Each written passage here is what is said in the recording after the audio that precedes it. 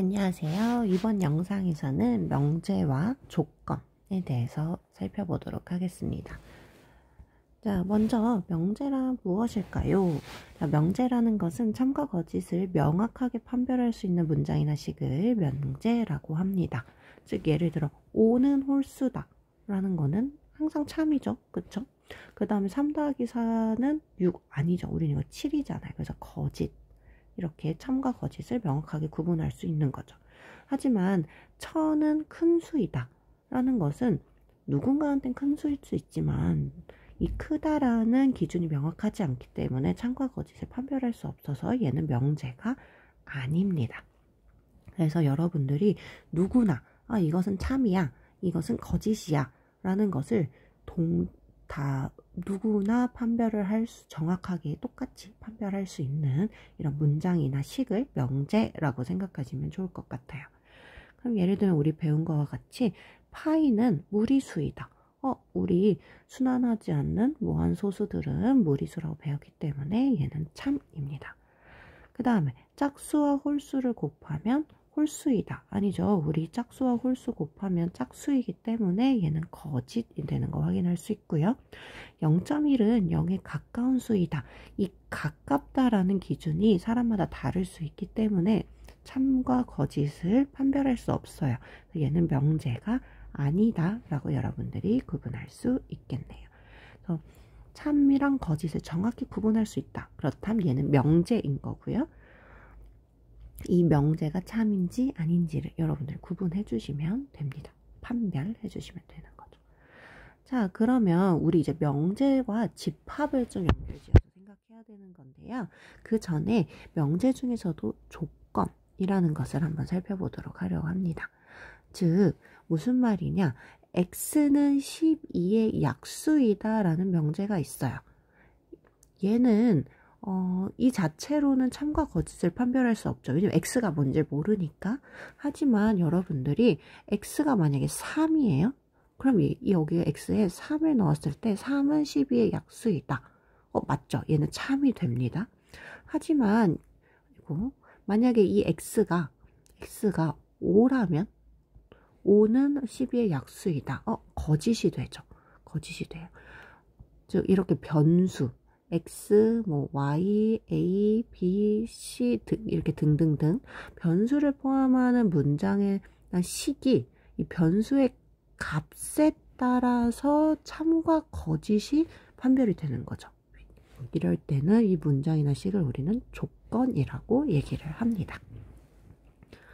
즉 어떤 경우에는 참이 될 수도 있고 이 x 변수에 어떤 값이 들어가느냐에 따라서 우리가 참 거짓이 결정이 된다라는 거죠.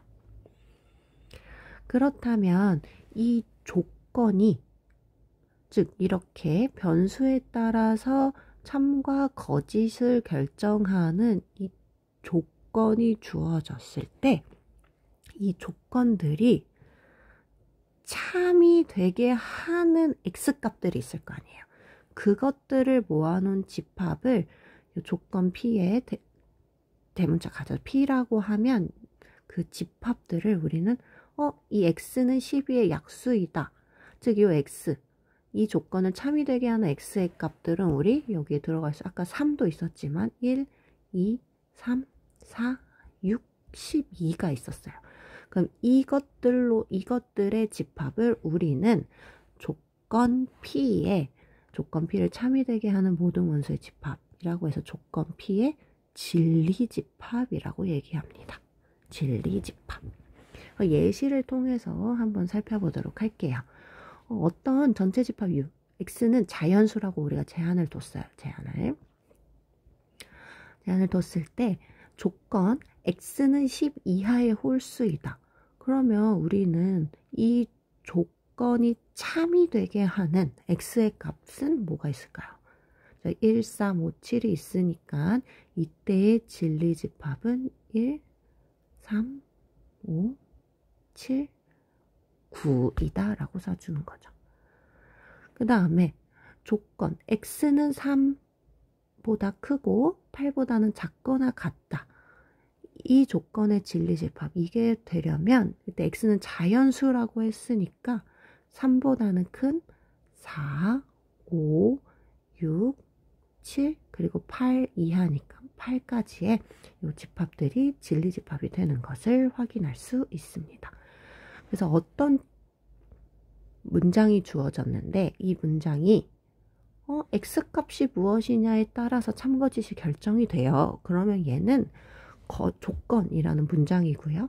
그럼 이 조건이라는 문장이 참이 되게 하는 x값들을 모아놓은 집합을 우리는 진리집합이라고 한다라는 거예요. 괜찮으실까요? 자, 그리고 이번에는 명제와 조건의 부정이라는 얘기. 부정. 여러분들 아는 것처럼 부정. 나는 부정한다. 이것이 아니다. 라고 얘기하는 거예요. 즉, 명제 P에 대해서 이 P가 아니다. 라는 것을 명제 P의 부정이라고 하고요. 이걸 기호로 P 앞에 물결을 넣어서 이렇게 읽는 not P라고 읽는다. 아니면 P가 아니다. P가 아니다. not P. 물결 P 아닙니다. not P가 아니다. 아니면 not P. 얘기를 하고요. 그래서 만약에 어떤 P가 참이에요. 그러면 not P는 P가 아니라고 했으면 걔는 거짓이 될 거고요. 근데 만약에 P가 거짓이다. 그러면 not P, P가 아니다라는 건 참이 되겠죠. 괜찮아요? 그래서 우리 예시로 한번 살펴본다면 어떤 명제가 P, 2는 1보다 크다래요. 그쵸? 근데 not P는 2는 P보다 크다. 그럼 2는 1보다 크지 않다니까 작거나 같다. 이게 부정이 되는 겁니다. 근데 2가 1보다 크다는 참이었어요. 근데 not P는 2가 1보다 작거나 같다. 맞나요? 아니죠. 거짓. 그래서 어떤 명제 P가 있을 때 요 P가 참이라면 not P는 거짓이 되고요. 만약에 요 P가 거짓이다 라고 하면 not P는 참이 된다 라는 걸 여러분들이 기억할 수 있습니다. 그래서 이제 그러면 이제 여러분들이 같이 기억할 거. not P의 부정. 이 not P의 not은 다시 P가 됩니다. 그래서 P가 아닌 것은 아니다 라고 해서 다시 P가 되는 거 확인할 수 있겠죠.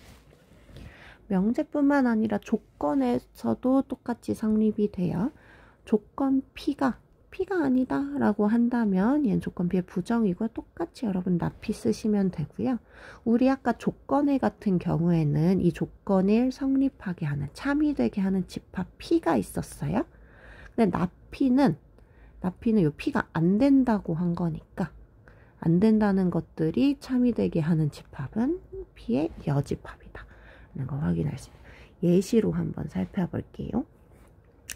예를 들어 전체 집합 U가 있어요. U에서 얘를 근데 조건 P는 소수래요. 우리 살펴보자. 전체 집합 U에 10 이하의 자연수인데 그 중에서 요 P는 소수래요. 그러면 우리 10 이하의 소수는 뭐가 있죠? 소수는 2, 3, 5, 7이 있네요. 그럼 우리 살펴봅시다. 전체 집합 U에서 이 조건 P의 진리 집합은 우리 알다시피 금방 찾은 것처럼 2, 3, 5, 7 이렇게 될 거예요. 이게 참이 되게 하는 거예요. 여기 X 1은 소수가 아니잖아요. 그죠? 아니면 4는 소수이다. 말이 안 되니까.